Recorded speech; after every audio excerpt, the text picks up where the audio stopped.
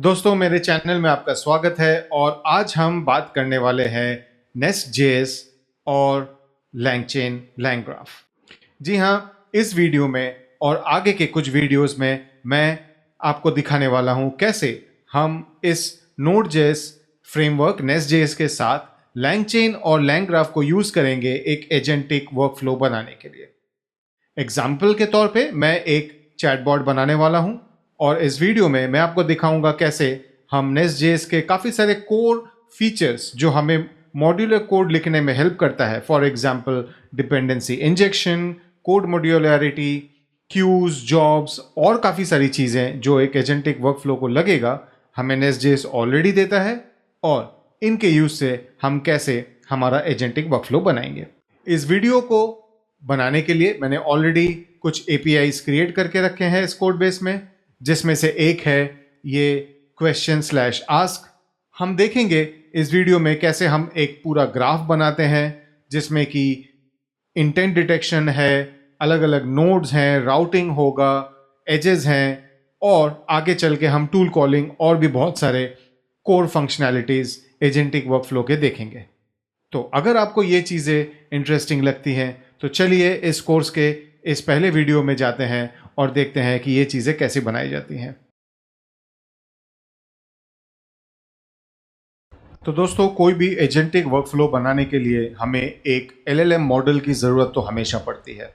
हमारे इम्प्लीमेंटेशन को एक्सटेंडेबल बनाने के लिए मैं हमेशा ट्राई करता हूं कि मेरा जो एप्लीकेशन का मेन कोड बेस है उसको जहां तक हो सके इस चीज़ के बारे में पता ना हो कि हम कौन से प्रोवाइडर को यूज़ कर रहे हैं, वो उसकी API URL क्या है, उसका API से डेटा लाने का तरीका क्या है, ये सारी चीज़ें हैं।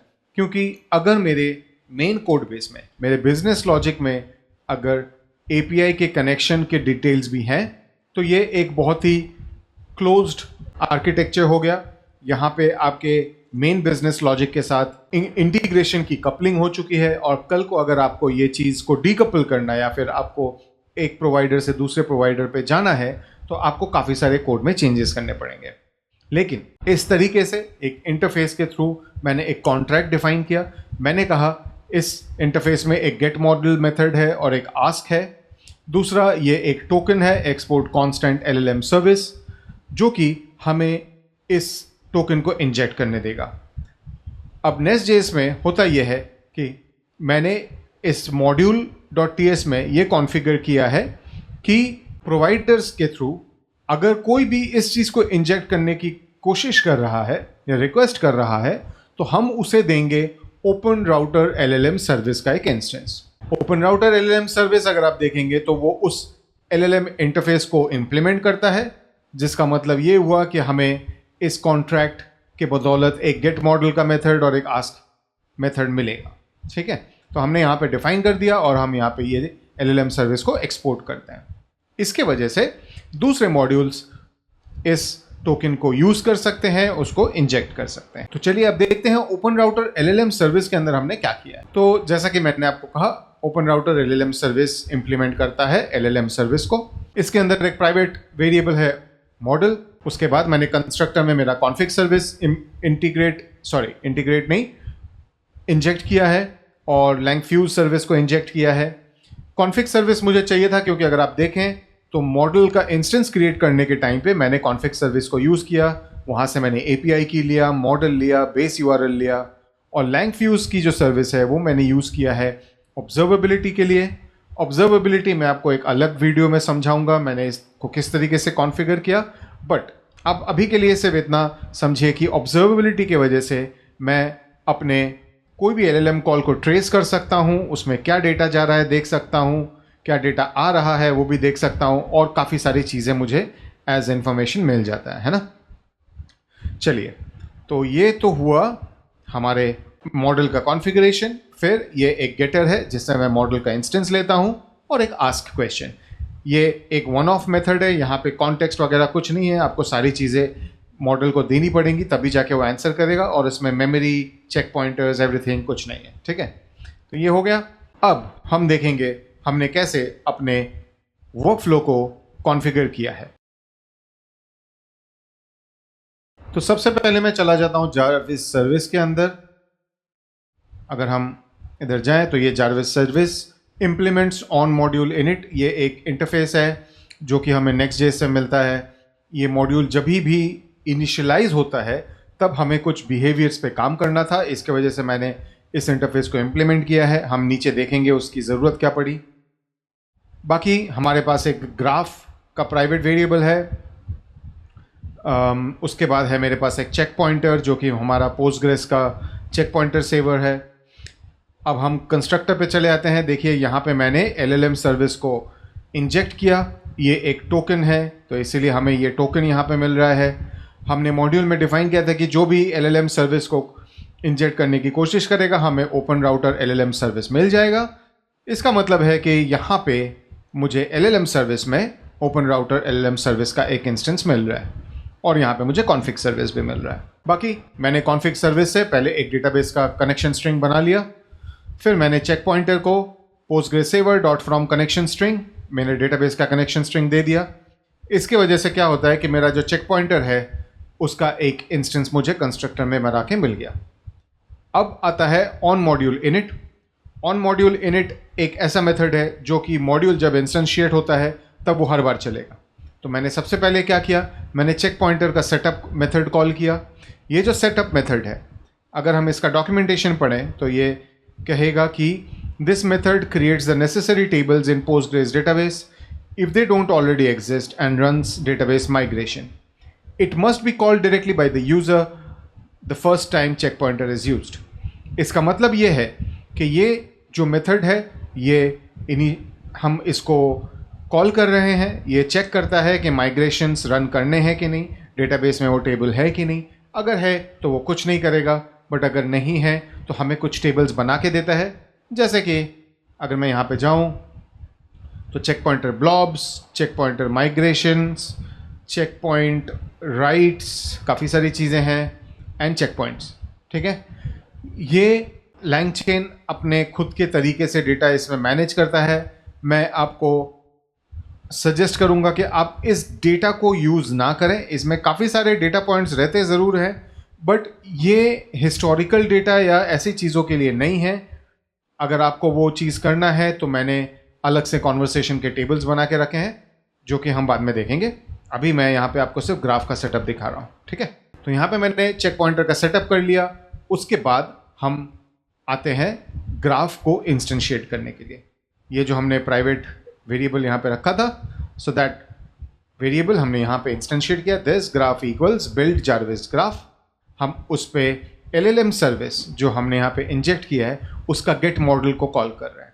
इसके वजह से वो इंटरफेस की ज़रूरत होती है, क्योंकि एलएलएम सर्विस बहुत सारे हो सकते हैं। अभी ओपन राउटर है, कल को कुछ और हो सकता है।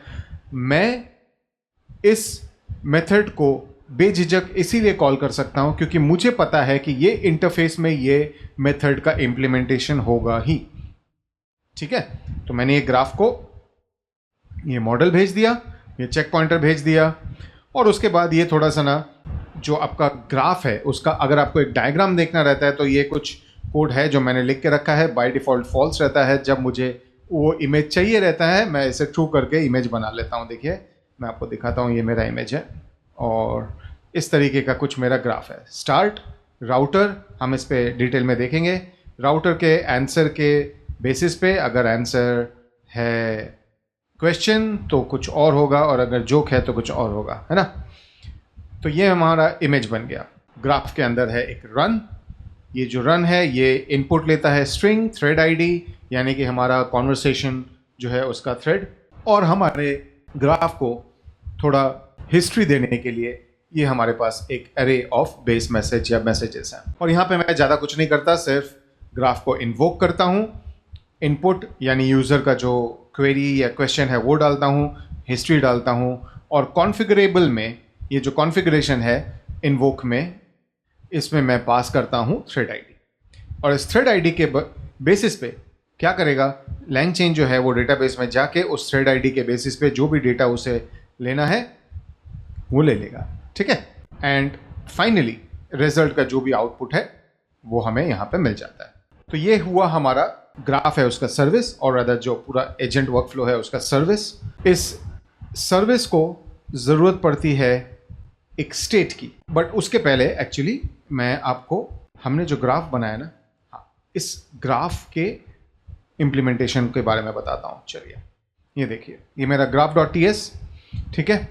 इसमें मैं मॉडल ले रहा हूँ और चेक पॉइंटर ले रहा हूँ, इसलिए अगर आप देखेंगे जब मैं इसको इन्वोक कर रहा था यहाँ पे मैंने मॉडल भेजा और चेक पॉइंटर भेजा, है ना। तो यहाँ पे बिल्ड जारविस ग्राफ, इस ग्राफ को मैंने ये दो चीज़ें भेजी। उसके बाद मैं graph equals new state graph, इस स्टेट ग्राफ में मैं स्टेट भेज रहा हूँ जो कि हम यहाँ पे jarvis.state से ले रहे हैं। स्टेट में मेरे पास इनपुट है, इंटेंट है, आउटपुट है और हिस्ट्री है, ठीक है। ये स्टेट जो होता है, अगर आपको नहीं पता है, ये एक तरीके का वेरिएबल है जो आपके ग्राफ के अंदर अवेलेबल है, और ये ग्राफ इस डेटा पॉइंट को इजीली यूज़ कर सकता है। ग्राफ के अंदर के जो सारे नोड्स हैं, टूल्स हैं, उनको आप स्टेट में रखा हुआ डेटा बड़े ही आसानी से भेज सकते हैं। तो ये मैंने स्टेट ग्राफ क्रिएट किया, उसको मैंने स्टेट भेजा। उसके बाद आया पहले एक नोड जिसका नाम है राउटर। राउटर जो है वो एक नोड है और उसका लॉजिक ये है कि वो क्या करता है, देखिए यहाँ पे मुझे मॉडल ऑटोमेटिकली मिल जाएगा क्योंकि मैं यहाँ पे हर एक नोड को वो मॉडल इंस्टेंस भेज रहा हूँ। तो वापस से जाते हैं एक बार राउटर पे, यहाँ पे उसको मॉडल मिला और स्टेट मुझे यहाँ पे अवेलेबल है। मैं यहाँ पे मॉडल को इन्वोक करके कह रहा हूँ classify the following messages either a question और जो, यानी कि इस नोड का सिर्फ काम है इस चीज़ को क्लासीफाई करना, ठीक है, और ये कुछ नहीं करेगा। और इसका रेस्पॉन्स ये एक सिंपल स्ट्रिंग या तो क्वेश्चन या फिर जोक में भेजेगा, ठीक है। ये नोड हो गया। उसके बाद है क्रिएट आंसर नोड, ठीक है। देखें इसमें क्या है, बेसिकली मैसेजेस का हिस्ट्री मिलता है और मुझे लेटेस्ट जो ह्यूमन मैसेज है वो मिलता है। रिस्पॉन्स जो है वो मैं मॉडल डॉट इन्वोक करके ले लेता हूँ, तो हिस्ट्री और मैसेज के साथ ये डेटा मुझे मॉडल जो है एक रिस्पॉन्स दे देगा। इसमें हम हिस्ट्री डाल के कॉन्टेक्स्ट सेट कर रहे हैं। दूसरा है जोक नोड, इसमें मैंने थोड़ा सा लिखा है कि tell me a joke, okay. और ये जो है इसमें मैं कोई हिस्ट्री पास नहीं कर रहा हूँ, आइडियली मुझे करना चाहिए, बट मेरा प्लान है आगे जाके मैं इसको एक थर्ड पार्टी जोक्स एपीआई या फिर कोई दूसरे चक नॉरिस के एपीआई के साथ कनेक्ट कर दूंगा so that it actually becomes a tool caller, ठीक है। बट अभी के लिए ये एक सिंपल नोड है। तो उसके बाद मैंने एक स्टार्ट करके एज डाला। स्टार्ट एज से हम राउटर पे जाते हैं। राउटर पे एक कंडीशनल नोड है। कंडीशनल नोड है क्योंकि यहाँ पे हम डिसाइड करेंगे ये राउटर कौन सी तरफ लेके जाएगा, और यहाँ पे विजुअलाइज करने के लिए फ़ायदा आता है ये इमेज। देखिए राउटर से दो जगह पे जा सकते हैं, अगर ये क्वेश्चन है तो इसका आंसर मिलेगा, और अगर ये जोक का रिक्वेस्ट है तो जोक का नोड कॉल होगा, ठीक है।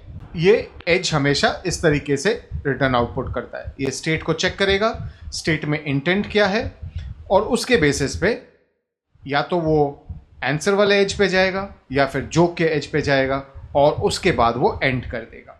बाकी graph dot compile, checkpointer भेज दिया, ये पूरा ग्राफ तैयार हो गया। हमने ग्राफ देख लिया, हमने स्टेट देख लिया, और मॉड्यूल में अगर हम देखें तो हम LLM मॉड्यूल को इंपोर्ट कर रहे हैं। जारविस सर्विस को हम एज अ प्रोवाइडर डिक्लेयर करके इसे एक्सपोर्ट्स भी कर रहे हैं, तो जारविस सर्विस हमें बाकी जगह पे मिलता रहेगा। तो हमारा LLM सर्विस प्रोवाइडर रेडी है, हमारा सर्विस रेडी हो गया, ग्राफ भी रेडी हो गया। अब सवाल ये उठता है कि इसको हम यूज़ कैसे करें। तो उसके लिए मैंने क्या किया है, मेरे पास एक कंट्रोलर है, क्वेश्चन के अंदर क्वेश्चन कंट्रोलर। चलिए इसको समझते हैं। इसमें मैंने जारविस सर्विस को इंजेक्ट किया है, कॉन्वर्सेशन सर्विस को इंजेक्ट किया है, कॉन्फिग सर्विस को इंजेक्ट किया है। कॉन्फिग सर्विस की ज़रूरत क्यों है, क्योंकि मुझे कितने हिस्ट्री ऑफ मैसेजेस भेजने थे वो चाहिए था, तो मैंने वो यहाँ पे डाल दिया। अभी उसके बाद कॉन्वर्सेशन सर्विस जो है, ये मैंने एक जो मेरे डेटाबेस टेबल्स मैंने बनाए हैं उनके साथ इंटरेक्ट करने के लिए है। जैसे ये एक कॉन्वर्सेशन क्रिएट करता है या फिर फाइंड करता है based on user ID and thread ID.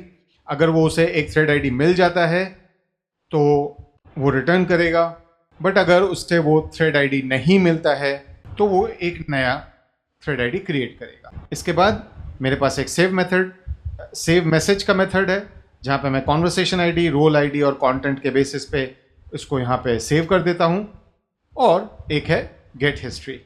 History जो है वो लिमिट नंबर यहाँ पे मैं कंट्रोलर से लेता हूँ और लेके एक n number of messages return कर देता हूँ। ठीक है, तो अभी वापस से कंट्रोलर में जाते हैं। कंट्रोलर में मैंने पहले एक कॉन्वर्सेशन जो है हमारा उसका इंस्टेंस यहाँ पे क्रिएट किया। तो ये फाइंड करेगा या फिर क्रिएट करेगा, यानी अगर वो थ्रेड आईडी ऑलरेडी एग्जिस्ट करता है तो मुझे उसका इंस्टेंस मिल जाएगा या फिर ये नया क्रिएट कर देगा। फिर मैंने यहाँ पे हिस्ट्री लाया बिकॉज मेरे कॉन्वर्सेशन सर्विस में वो गेट हिस्ट्री का क्वेरी है। फिर मैंने उसको मैप किया, क्योंकि जो मैसेजेस हैं अगर मैं आपको दिखाऊं मेरे मैसेजेस तो वो हमेशा रोल के साथ आते हैं, यूज़र रोल या असिस्टेंट रोल। तो मैंने क्या किया, अगर मैंने सारे मैसेजेस यहाँ पे लिए और मैंने मैप किया, अगर मैसेज का रोल यूज़र है तो वो ह्यूमन मैसेज है, न तो वो एआई मैसेज है। इसके बेसिस पे मेरा ये जो हिस्ट्री है ये बन गया, ये एक अरे मुझे मिल गया। फिर conversation service dot save message, क्यों? क्योंकि यूज़र से मुझे एक मैसेज आया है, तो मैंने बॉडी क्वेश्चन जो है वो मैंने सेव कर दिया विथ रोल यूज़र। फिर मैं आंसर मिलने के लिए जारविस सर्विस के रन मेथड को कॉल करता हूँ। मैंने इसमें यूज़र का message as body dot question भेजा, conversation dot thread I D भेजा, हिस्ट्री भी साथ में भेज दिया। ठीक है, अब मैं यहाँ पे आंसर के लिए वेट करता हूँ। जैसे ही आंसर मिल जाता है वापस से मैं कॉन्वर्सेशन डॉट सेव मैसेज करके जो असिस्टेंट का मैसेज है उसको भी डेटाबेस में सेव कर देता हूँ। और ये सारी चीज़ें हो जाने के बाद मैं आंसर रिटर्न कर देता हूँ। अब चलिए इसका एक एक्चुअल डेमो देखते हैं, है ना। डेटाबेस में जाते हैं, कॉन्वर्सेशंस, और यहाँ पे मैं क्या करता हूँ, सबसे पहले hi my name is Amitabh Roy. Okay, इसको मैं कमेंट आउट करता हूँ।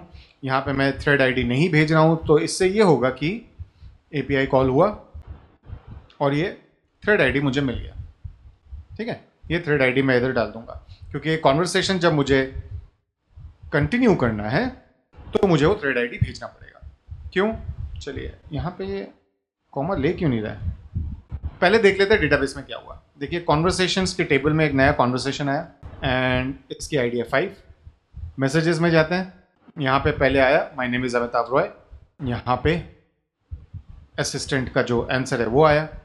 अब देखिए अगर मैं थ्रेड आईडी नहीं भेजूं,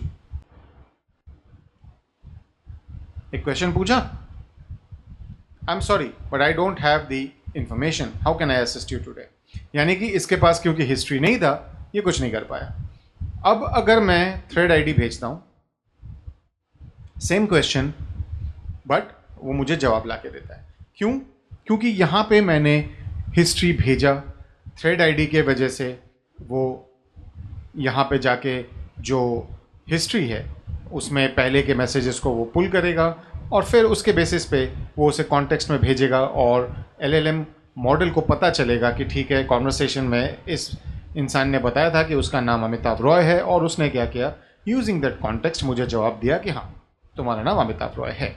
तो ये रहा एक पूरा वर्क फ्लो कि हम किस तरीके से एक एलएलएम सर्विस प्रोवाइडर को एक ओपन राउटर के इम्प्लीमेंटेशन के साथ टाई करते हैं, फिर हम एक सर्विस बनाते हैं, वो सर्विस पूरे ग्राफ को इंस्टेंशिएट करता है, उसको रन करता है, जिसमें नोड्स हैं, स्टेट है, एजेस हैं, और फिर पूरा जब आंसर हमें मिल जाता है हम उसे स्टोर करके एक आंसर एंड यूज़र को भेज रहे हैं।